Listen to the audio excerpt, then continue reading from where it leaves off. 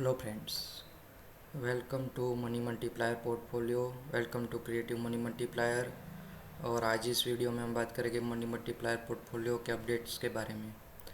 दोस्तों, यहाँ पे हमने जैसे पहले भी बताया है, ये जो कंपनीज हमने सिलेक्ट किया है वो गुड ब्रांड वैल्यू है, बिजनेस मॉडल अच्छा है, मोनोपोली सेक्टर है, कंसिस्टेंट बिजनेस ट्रैक रिकॉर्ड है, साउंड मैनेजमेंट है, good record of dividend over period of more than 5 years, dividend amount increasing with increase in profit. दोस्तों, उसके अलावा हमने ये भी ध्यान रखा है कि कोई कंपनी ऐसी तो नहीं है जो कम्प्लीटली वाइप आउट हो जाए और डूब जाए और आपका कंप्लीट इन्वेस्टमेंट ज़ीरो हो जाए। ऐसी जो कंपनी से वो भी हमने इसमें सिलेक्ट नहीं किया है, वो पॉइंट भी ध्यान में रखा है। And we have represented only the name of the companies के बारे में अलग से हम वीडियो पब्लिश करते हैं। दोस्तों, यहाँ पे अगर आपने सब्सक्राइब नहीं किया तो please subscribe to channel creative money multiplier and keep notification on so that you get the notification on new video upload. दोस्तों, यहाँ पे जैसे हमने पहले बताया था, आईआरसीटीसी इंडियन रेलवे की कंपनी है। रेलवे की ticket booking and catering business में ये कारोबार करती है, जैसे सबको पता है। ये हमने 1353 के प्राइस पे रिकमेंड किया था ऑन नवंबर 2020। कोरोना की वजह से काफ़ी बिजनेस डाउन था, लेकिन अगर रेलवे सेगमेंट देखे, अगर एक नॉर्मल कंडीशन पे ऑपरेशन बिजनेस वापस आता है, then it has a very good growth. Monopoly भी है, उसको चलते हमने ये कंपनी को रखा था। और आज इसका प्राइस है 3793। हालांकि इसमें बोनस स्प्लिट का भी अनाउंसमेंट आया है। Split from 10 rupees face value to 2 rupees face value, 1:1 की अगेंस्ट में 5 शेयर्स मिलेंगे। इसका अभी तक का रिटर्न 180% जितना हो गया है, प्राइस ऑलमोस्ट 3 टाइम्स हो गया है। उसके बाद है HDFC AMC फाइनेंस के कारोबार से है। इसका जो म्यूचुअल फंड का बिजनेस है उसको नज़र रख के हमने इसका रिकमेंडेशन किया था। तब था प्राइस 2534 ऑन नवंबर 2020। इसका अभी का प्राइस है 2930, 15.6% का ग्रोथ है। हालांकि it's a slow growing business but it will continue to grow in future also. Money Honeywell automation. दोस्तों, ये टेक्नोलॉजी रिलेटेड कंपनी है। इसका 31,869 पे हमने डिस्कशन किया था नवंबर 2020 में। अभी इसका प्राइस है 44,932। इसका जो ग्रोथ हुआ है वो 41% ग्रोथ हुआ है। उसके बाद ये नेस्ले इंडिया जो FMCG कारोबार से, वो 17,657 पे था ऑन नवंबर 2022। वो 19,500 हुआ है, 10.4%। यहाँ पे आप देख सकते हो जो रिटर्न है वो डबल डिजिट में तो है, लेकिन थोड़ा कम में है कुछ कुछ कंपनियों में। दोस्तों, ये कम है compare to other bull stock, क्योंकि ये नॉर्मल फंडामेंटल कंपनीज है। इसमें जो बिजनेस ग्रोथ, रियल ग्रोथ होता है, उसके हिसाब से स्टॉक प्राइस मूवमेंट आती है, ग्रोथ होता है। It's a not a speculative stock. यहाँ पे ये सारे स्पेक्यूलेटिव स्टॉक नहीं है जहाँ पे एक ही दिन में 30% 40% बढ़ जाए बिना रीज़न के या कुछ न्यूज़ पे। तो ये जो कंपनी से, इसका मार्केट कैप भी अच्छा है, बिजनेस अच्छा है, ब्रांड वैल्यू अच्छी है, और ये नॉर्मल रेट से ग्रोथ होते हैं over the period of time. आप लंबे पीरियड में अगर आप देखोगे तो ऐसी कंपनीज में ही अच्छा रिटर्न मिलता है। स्पेक्यूलेटिव कंपनीज में क्या होता है कि एक बार अगर आपने परचेस कर लिया कुछ प्राइस पे और कुछ अच्छे प्राइस पे एग्ज़िट कर लिया तो ही गेन होगा। अगर वो मोमेंटम अगर आप कैप्चर नहीं कर पाए तो लॉस भी हो सकता है। हाँ, जबकि ये सब कंपनीज में ओवरऑल 5 साल 10 साल के बाद ओवरऑल जो रिटर्न मिलता है वो थोड़ा कम रहता है, लेकिन अच्छा रहता है, एबो एवरेज रहता है।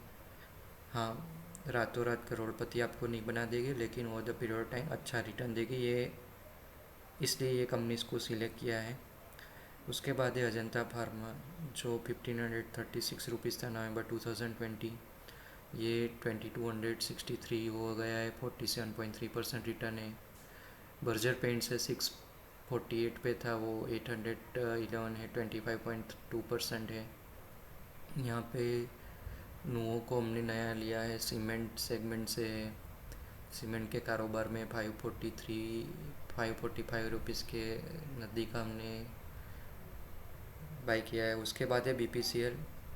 बीपीसीएल में गवर्नमेंट कंपनी से 372.95 पे हमने डिस्कशन किया था, अभी 433 रुपीज़ है। इसके अलावा 35 रुपीज़ का डिविडेंड भी दे चुकी है और 16% का ग्रोथ भी है। हालांकि ये कंपनी प्राइवेटाइजेशन के लिए हमने सिलेक्ट किया था। जनवरी टू मार्च के बीच में प्राइवेटाइजेशन होने का काफ़ी उम्मीद है। ऑलमोस्ट काफ़ी सारा वर्क हो चुका है और जनवरी या मार्च में नहीं हुआ तो उसके बाद, लेकिन होना तो है ही। उसके अलावा डिविडेंड भी देता है, तो both way you can wait also and you can not dividend till it get privatization. उसके बाद था पेट्रोनेट एलएनजी गैस का था, वो डिविडेंड के लिए लिया था 249 रुपीज़ पे, वो 236 रुपीज़ है, -5.4% है। हालांकि इसमें नियरली 11-12 रुपीज़ इतना डिविडेंड आ चुका है। इसके बाद था अदानी ट्रांसमिशन, मोनोपोली सेक्टर था, 377 रुपीज़ पे डिस्कशन किया था नवंबर 2020 में। ये है 1574 रुपीज़, 317% जितना ग्रोथ हुआ है। उसके बाद था आरईसी, ये भी पावर फाइनेंस के कारोबार से, इसमें भी डिविडेंड के लिए हमने लिया था, 120 रुपीज़ पे था, अभी 156 रुपीज़ है। इसके अलावा 2 रुपीज़ एंड 5 रुपीज़ का डिविडेंड दे चुके हैं।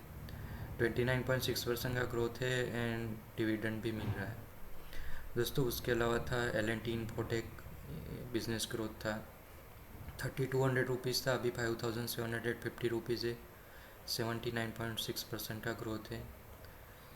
गोदरेज एग्रोवेट हमने नया लिया है 639 रुपीज़ पे अभी this month. Bajaj health care था 502 रुपीज़ था, अभी 862 रुपीज़ है, 71.4% का ग्रोथ हुआ है। हालांकि इसमें स्प्लिट हुआ है 5 रुपीज़ की फेस वैल्यू में, तो एक्सप्लिसिट प्राइस 450 रुपीज़ 430 रुपीज़ के आसपास चल रहा है अभी, यानी कि एक शेयर के अगेंस्ट 2 शेयर हो गए हैं दोस्तों। इसके अलावा पहले हमने लिया था इंडिको पेंट्स, कंस्ट्रक्शन था, बिजनेस ग्रोथ की उम्मीद थी, लेकिन 2600 रुपीज़ पे था, अभी 2523, नियरली वही प्राइस रेंज में घूम रहा है, काफ़ी कोई मूवमेंट आया नहीं है। तो इसकी वजह से हमने इसको रिमूव कर दिया है, because we have already one paint industry, Berger paint. There are 3 main paint industry currently in the stock market playing well, Asian paint, Berger paint and Indigo paint हाल ही में लिस्ट हुआ था, इसलिए ईयरली परफॉर्मेंस अच्छा है। 3 company में से Asian paint is one of the giant and continuously growing, तो उस हिसाब से हमने बर्जर पेंट सिलेक्ट किया था ताकि एक मीडियम मार्केट कैप की कंपनी चूज़ कर पाए और उसका ग्रोथ फ्यूचर में ज़्यादा मिलने की उम्मीद हो।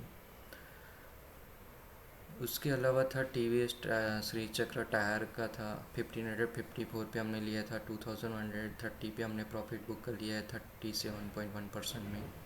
इसके अगेंस्ट में हमने नुवो को एंटर किया है सीमेंट सेगमेंट में 545 रुपीज़ पे, एंड गोदरेज एग्रोवेट एंटर किया है 631 रुपीज़ पे। दोस्तों दोनों के दोनों जो शेयर्स हैं वो लॉन्ग टर्म के लिए है। नुवोको का जो मार्केट कैप है वो है नियरली 20,000 करोड़ रुपीज़, तो फ्यूचर में नियरली 50,000 या 1 लाख करोड़ रुपीज़ का मार्केट कैप हो सकता है। तो उस हिसाब से देयर इज़ अ मल्टीपल 4 या 5 टाइम्स मल्टीपल हो सकता है। सिमिलरली गोदरेज एग्रोवेट जो है 631 रुपीज़ प्राइस है, मार्केट कैप है इसका अभी के हिसाब से नियरली 13,000 करोड़ रुपीज़, ये भी नियरली 50,000 1 लाख करोड़ रुपीज़ तक अगर मार्केट कैप ग्रोथ करता है फ्यूचर में, तो इसमें भी नियरली 5 to 10 टाइम्स ग्रोथ होने की उम्मीद है। ये काफ़ी लॉन्ग टर्म प्ले है, it's not going to be momentum in short term. जो गोदरेज एग्रोवेट है वो अगर जो नरेंद्र मोदी की एग्री पॉलिसी से सक्सेसफुल इम्प्लीमेंट होती है तो काफ़ी ग्रोथ आएगा इसमें। इसके अलावा भी अगर नहीं भी होती है तो भी नॉर्मल ग्रोथ तो आएगा ही, but overall you need to wait for 5 to 10 years. We will see the updates as we move ahead. Her quarter में, every month में, and every 6 monthly we will revisit how these are performing. अगर अच्छा perform नहीं करते हैं, कुछ business changes आते हैं, then we will exit also. But presently looking to the business and management and sector, it will hopefully grow in 5 to 10 years. तो दोस्तों, अगर मेरा वीडियो आपको अच्छा लगता हो तो please like. Thank you very much and happy investing.